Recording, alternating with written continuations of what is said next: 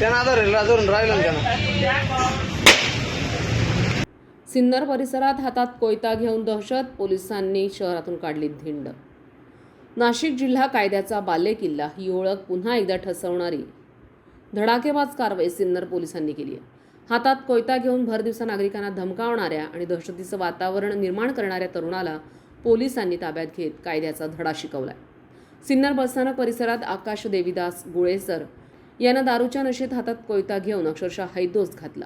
नागरिकांना धमकावणं, शिवीगाळ करणं आणि सिटीलिंग बस चालकाला दमदाटी करण्याचा प्रकार समोर आल्यानंतर पोलिसांनी कोणतीही ढिलाई न करता कारवाई केली आहे। पोलीस आरोपीला पकडण्यासाठी गेले असता त्यानं पोलिसांशी देखील हुज्जत घालत शासकीय कामात अडथळा निर्माण करण्याचा प्रयत्न केला।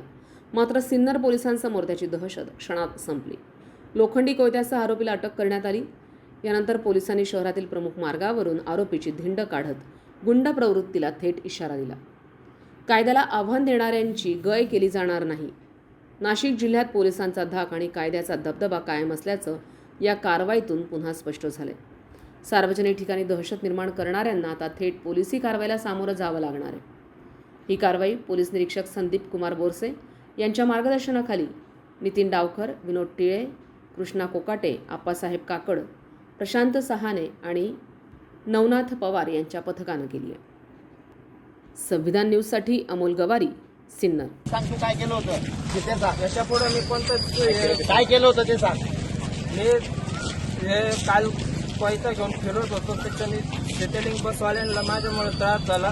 त्याच्याबद्दल मी माफी मागितली। याच्या पुढे मी कोणतेच असे करणार नाही, त्याची काळजी घेतो। परत कोणालाच करणार नाही। कायद्याने वागशील ना? कायद्याने कायदा मोडशील नाही, कायद्याने नाशिक जिल्हा कायद्याचा बालेकिल्ला तसंच एकदम